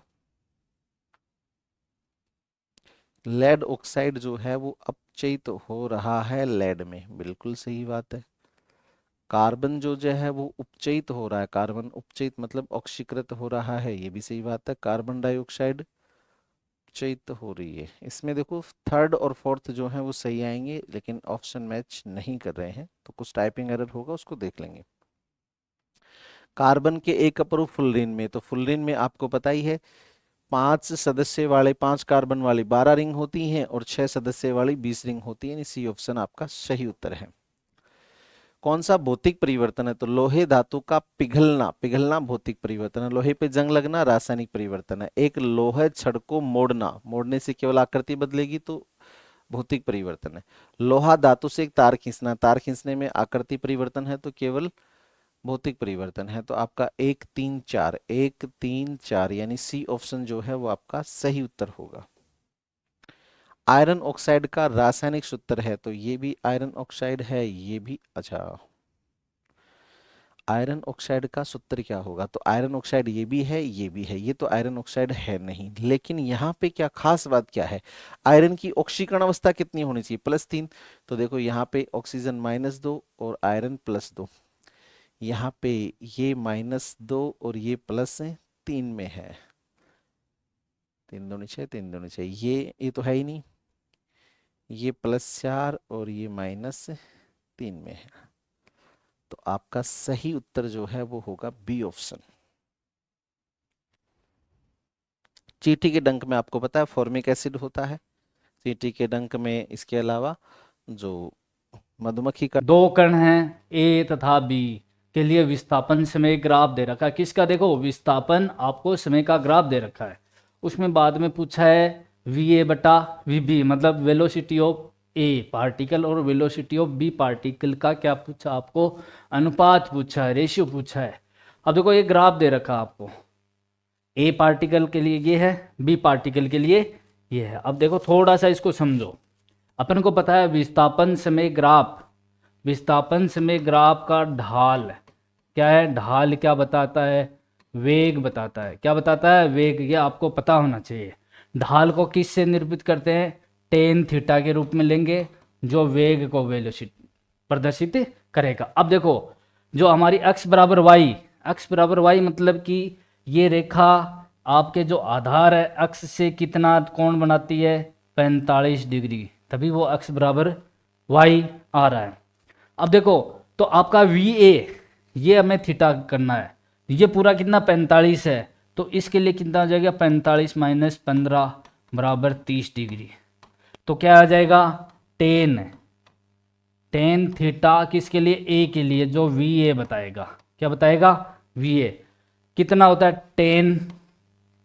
30 डिग्री है ना, और जो वी ए बताता है। एक बार इसको समीकरण फर्स्ट डाल सकते हैं। अब देखो सेकंड के लिए थोड़ा सा क्या अलग कलर लेंगे। सेकंड के लिए क्या है, ये थीटा है, मतलब 45 में क्या 15 जुड़ेंगे और आ जाएगा 60 डिग्री। किसके लिए, सेकंड के लिए, जो बी पार्टिकल के लिए, जो टेन थीटा बी बराबर वी बी। टेन कितना हो जाए है 45 प्लस 15 60 डिग्री बराबर वी बी।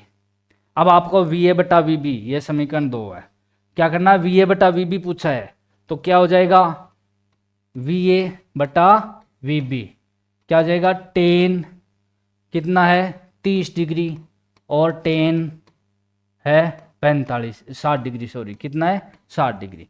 टेन 30 डिग्री का आपको वैल्यू पता है क्या होती है, 1 बटा वर्गमूल 3, और इसकी कितनी होती है वर्गमूल 3। क्या आ जाएगा 1 बटा वर्गमूल 3 गुणा वर्गमूल 3, क्या निकल कर आएगा, आपको पता है वर्गमूल 3 को वर्गमूल 3 से गुणा करेंगे कितना आ जाएगा 3 आ जाएगा।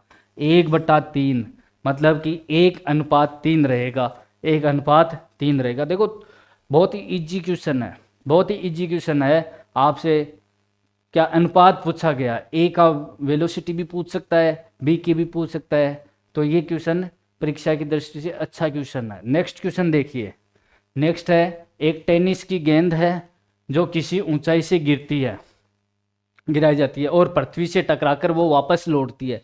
मतलब कि गेंद को आपने कुछ ऊंचाई से छोड़ा और टकराकर क्या वापस कुछ ऊंचाई तक वो जाएगी, वापस लौटती है। इस प्रक्रिया में क्या होता है, त्वरण, वेग और विस्थापन में से कौन सी राशियों में परिवर्तन होता है, कि कौन सी राशियों में परिवर्तन होता है। अब देखो त्वरण की बात करेंगे, ऊपर से गिराया नीचे की तरफ, तो जो त्वरण होता है, त्वरण क्या होता है, जो गुरुत्वीय त्वरण की मान लो डायरेक्शन किधर रहती है, नीचे की तरफ ही रहती है।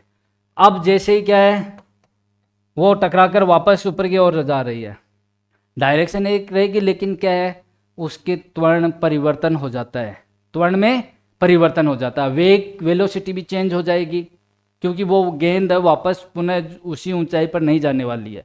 अगर वेलोसिटी चेंज नहीं होगी तो उसी ऊंचाई पर हो जाएगी। और विस्थापन में भी क्या परिवर्तन हो जाता है, जैसे आपने h ऊंचाई से उसको गिराया था और वापस वो h ऊंचाई तक नहीं जाने वाली है क्योंकि वो प्रत्यास्थ टक्कर होती तब चला जाता है। तो आपके लिए क्या वो प्रत्यास्थ टक्कर नहीं होती, वो कुछ ऊंचाई तक ही जाएगी।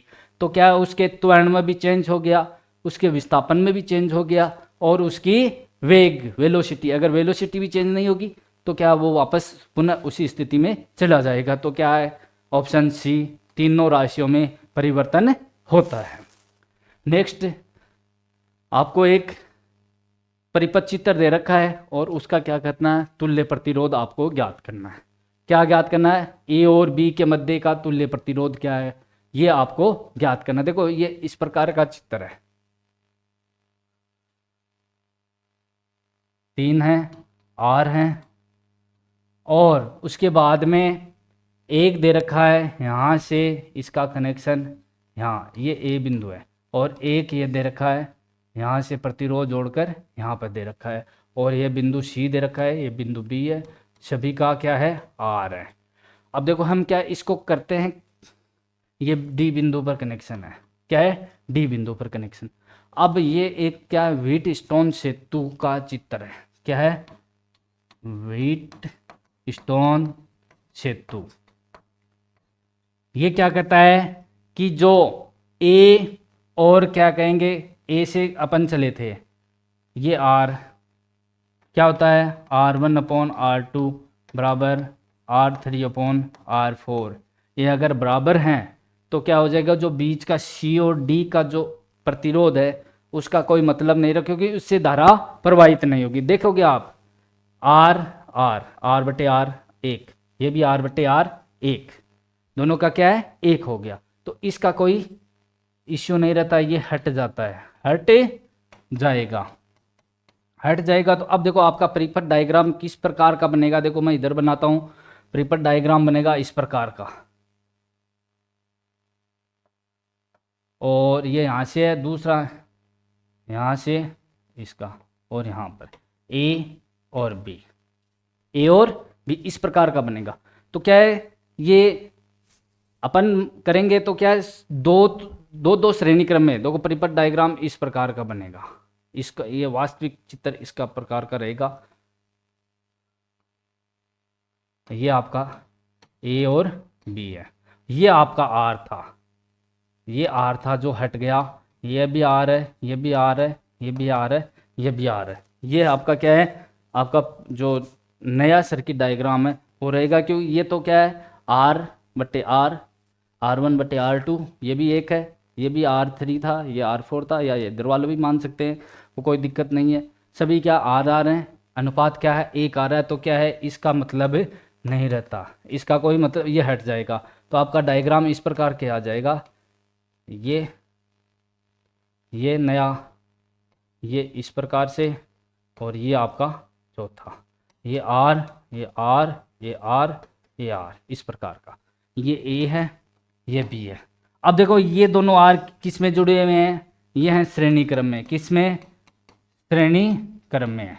श्रेणी क्रम में है तो आर और आर किस प्रकार से जुड़ते हैं, आर प्लस आर, ऊपर वाला कितना आया 2r आया, और नीचे वाला भी क्या आएगा 2r आएगा, नीचे वाला भी क्या है 2r आएगा। तो आपका इस प्रकार का अब चित्र बनेगा, परिपथ डायग्राम इस प्रकार का, ये भी 2r है, ये भी 2r है, ये भी क्या आया 2r आया, और ये भी क्या है 2r आया, दोनों 2r आए। अब ये किस में आ गए, ये आपके क्या है पैरेलल कॉम्बिनेशन है, समांतर क्रम है, और समांतर क्रम में किस प्रकार जोड़ोगे, 1/r इक्विवेलेंट बराबर 1/r1 प्लस 1/r2, जोड़ोगे आप 2r, 1 प्लस 1 कितना आ जाएगा 2/2r, 2 से 2 कट गया, क्या बचा 1/r इक्विवेलेंट, क्या बच गया 1/r बच गया। तो r इक्विवेलेंट क्या आ जाएगा r आ जाएगा। थोड़ा सा क्या लंबा है, व्हीटस्टोन सेतु पर आधारित क्वेश्चन है, ये तो क्या है ऑप्शन बी है। इस प्रकार के आपके प्रश्न आने वाले, कई बार ये नहीं देगा तो ये भी हो सकता है, एक प्रश्न ये भी है। नेक्स्ट प्रश्न देखिए, वायु में स्थिर m और m दो पिंड हैं आपके, दोनों का समान द्रव्यमान है, कि दो गोलों के बीच गुरुत्वाकर्षण बल कितना है, F है, F है। यदि गोलों के बीच के स्थान को अपेक्षित घनत्व है 3 वाले द्रव्य से क्या भर दिया जाए तो उनके बीच का नया गुरुत्वाकर्षण बल क्या होगा। देखो सीधी सी बात है, गुरुत्वाकर्षण बल का मान जो माध्यम है उस पर निर्भर नहीं करता, आपको ये पता होना चाहिए। गुरुत्वाकर्षण बल का मान अपन लिख सकते हैं, गुरुत्वाकर्षण बल का मान क्या है, माध्यम पर निर्भर नहीं करता है। बस इतनी सी बात है कि भाई कैसा भी माध्यम हो, पिंडों के बीच जो लगने वाला गुरुत्वाकर्षण बल है उसका मान उतना ही रहता है, चाहे माध्यम किसी प्रकार का हो, उसका अपेक्षित घनत्व कैसा भी हो, मान उतना ही रहता है। तो F ऑप्शन सी इसका राइट आंसर है।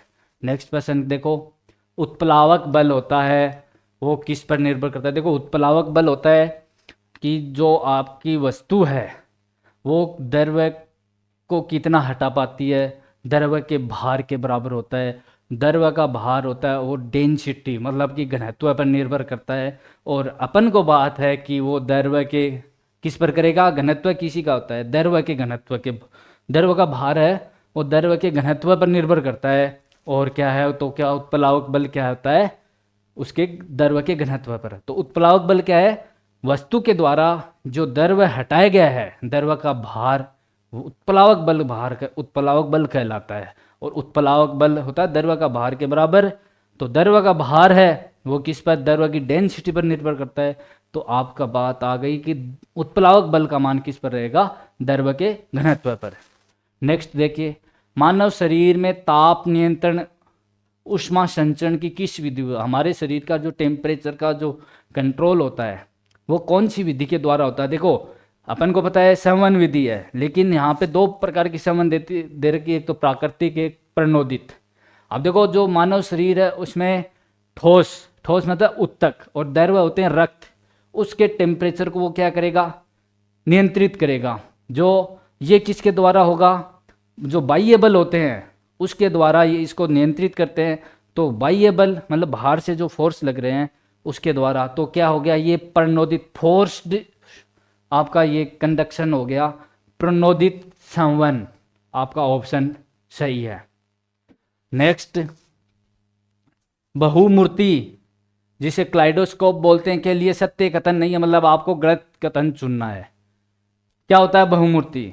इसके द्वारा 3 से अधिक समतल दर्पण, सही बात है, जो हम क्लाइडोस्कोप के लिए जो ऑपरेटस है उसमें 3 या 3 से ज़्यादा समतल दर्पण हम उसमें काम में लेते हैं, सही बात है ये। दूसरा, डिजाइनों द्वारा वस्त्रों के डिजाइन के लिए नए नए पैटर्न बनाते हैं। भाई हाँ, क्लाइडोस्कोप होता है, उसके द्वारा जो वस्त्र तैयार किए जाते हैं अलग अलग डिजाइन के, नए नए पैटर्न उसके द्वारा हम तैयार कर सकते हैं।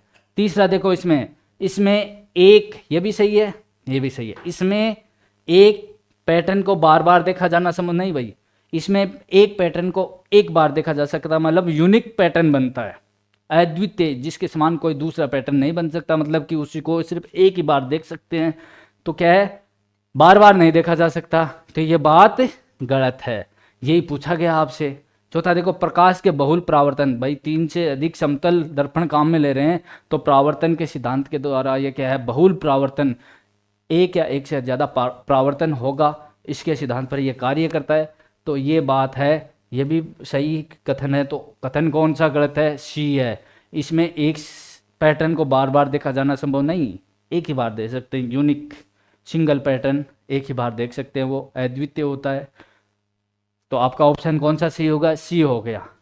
नेक्स्ट प्रश्न देखिए, ध्वनि का प्रदूषण का निर्धारण किसके द्वारा होता है? देखो ध्वनि का प्रदूषण एक किसके द्वारा? प्रबलता से।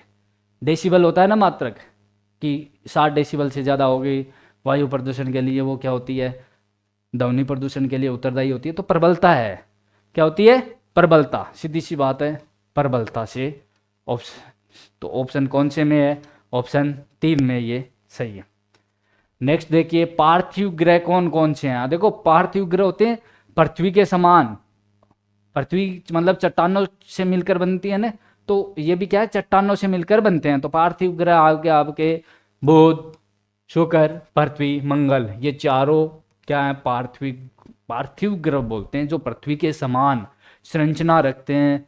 है कि यदि किसी चोट के कारण मानव हृदय के जो ट्राइकस्फिड वॉल्व होता है, तो ट्राइकस्फिड वॉल्व हमें पता है कि ये जो हमारा हार्ट है, इस हार्ट का ये राइट पार्ट है और ये लेफ्ट पार्ट है। तो यहाँ जो राइट पार्ट होता है, यहाँ पे ट्राइकस्फिड वॉल्व होता है और यहाँ पे बाइकस्फिड वॉल्व होता है। इसको बांधने के लिए कुछ कोडा टेंडिनी होती है जो इसको खोलती और बांधती है। तो ये जो कोडा टेंडिनी है, ये क्षतिग्रस्त हो जाए, निष्क्रिय हो जाए, तो इसका तात्कालिक प्रभाव क्या होगा? तो हमें पता है यहाँ से खून कहाँ जाता है, यहाँ से खून जाता है पल्मोनरी धमनी के द्वारा हमारे लंग्स में जाता है, ठीक है। तो क्वेश्चन कह रहा है कि रक्त प्रवाह का एओर्टा में धीमा प्रवाह जो है वो धीमा हो जाएगा, पेस मेकर काम करना बंद कर देगा। नहीं, ये प्रभाव तो नहीं पड़ेगा। रक्त वापस से बाएं आलिंद में बहने लगेगा, तो बाएं आलिंद का तो इससे कोई संबंध ही नहीं है। फुफ्फुस धमनी में रक्त का प्रवाह कम हो जाएगा। ये जो धमनी है पल्मोनरी धमनी, फुफ्फुस धमनी, इसमें ब्लड फ्लो कम हो जाएगा क्योंकि ब्लड वापस पीछे की ओर होगा। तो डी ऑप्शन जो है वो आपका सही उत्तर हो जाएगा। ब्लड टेस्ट करवाने पर ज्योति ने चिकित्सक से कहा कि तुम्हारा खून जो है वो बहुत ही कीमती है, जरूरत पड़ने पर आप किसी को भी खून दे सकते हैं। तो आपको पता है किसी को भी खून दे सकता है, ओ वाला। तो सी ऑप्शन जो है वो सही उत्तर होगा। कौन सा खाद्य जनित रोग नहीं है, यानी जो खाने से नहीं फैलता है? तो एमीबाइसिस तो फैलता है, हीजा भी फैलता है, हिपेटाइटिस फैलता है। कौन नहीं फैलता है? इन्फ्लुएंजा जो है ये वायु संचारी रोग है।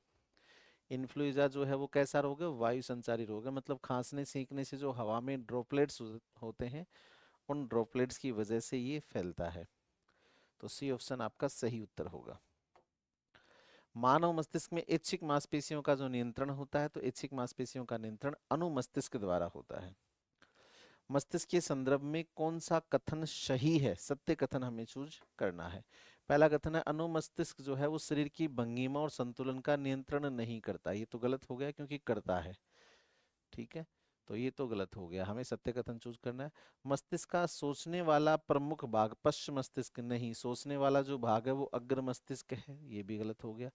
लार श्रवण स्वाद वमन रुधिर दाब जैसी अनिच्छी क्रियाओं का जो नियंत्रण होता है वो पश्चिम मस्तिष्क के मेडुला ऑब्लिगेटा द्वारा होता है, ये बात सही है। तीसरा ऑप्शन जो है वो सही है, सभी अनिच्छी क्रियाओं का नियंत्रण मेडुला ऑब्लिगेटा के द्वारा होता है। सुनने सूंघने स्मरण शक्ति देखने के केंद्र जो है वो अग्र मस्तिष्क में स्थित होते हैं, ये भी सही बात है। तो जो 3 और 4 हैं वो सही है, यानी आपका जो ऑप्शन सी है वो सही है। अगला क्वेश्चन होता है पादप कोशिकाओं में कोशिका भित्ति क्यों पाई जाती है? क्योंकि कोशिका भित्ति विभिन्न पर्यावरणीय कारकों से पादप कोशिकाओं की सुरक्षा करती है। तो पहला ऑप्शन जो है वो सही बात कह रहा है। दूसरा जो ऑप्शन है वो कह रहा है क्योंकि पादप कोशिका सजीव होती है, इसका कोशिका भित्ति से कोई संबंध नहीं है। क्योंकि पादप कोशिकाओं में कोशिका झिल्ली नहीं होती, बिल्कुल होती है। क्योंकि प्रकाश संश्लेषण के लिए इसकी आवश्यकता पड़ती है, कोशिका भित्ति की प्रकाश संश्लेषण में कोई आवश्यकता नहीं होती। तो आपका जो ए ऑप्शन है वो आपका सही उत्तर है। कशेरुकियों में यकृत कोशिकाओं में SER स्मूथ एंडोप्लाज्मिक रेटिकुलम द्वारा, तो आपको पता है ये दो मुख्य काम करती है, एक तो ये लिपिड का श्रावण करती है और दूसरा निराविषीकरण करती है। अब हमारा जो लीवर होता है उस लीवर में कौन सा काम होता है? तो लीवर में होता है निराविषीकरण, डिटॉक्सिफिकेशन, यानी औषधियों और विषों का निराविषीकरण। पहला ही ऑप्शन सही है। अगला है महिलाओं में गर्भाशय की जो दीवार होती है स्वयं को विकासशील निषेचित अंडाणु को ग्रहण करने के लिए तैयार करती है। यदि निषेचन नहीं होता है तो गर्भाशय की ये जो दीवार होती है वो टूट जाती है और शरीर के साथ बाहर निकल जाती है, इसी को मासिक धर्म कहा जाता है। कौन सा कथन स्वपोषी जीवों के लिए नहीं है? ये आहार श्रृंखला में पृथक पोषी स्तर बनाते हैं, ये कार्बन डाइऑक्साइड और जल को सूर्य की प्रकाश की अनुपस्थिति में कार्बोहाइड्रेट में बदलते हैं, ये कार्बोहाइड्रेटों को स्टार्च के रूप में संग्रहण करते हैं, ये कार्बोहाइड्रेट का संश्लेषण कार्बन ऑक्साइड और जल के द्वारा सूर्य एवं क्लोरोफिल की उपस्थिति में करते हैं। तो आपको पता है स्वपोषी वे हैं जो प्रकाश संश्लेषण द्वारा अपना भोजन बनाते हैं, तो प्रकाश संश्लेषण जो है वो प्रकाश की अनुपस्थिति में नहीं होगा, इसलिए ये जो कथन है ये गलत हो गया। और आपसे यही पूछा है कौन सा कथन सही नहीं है।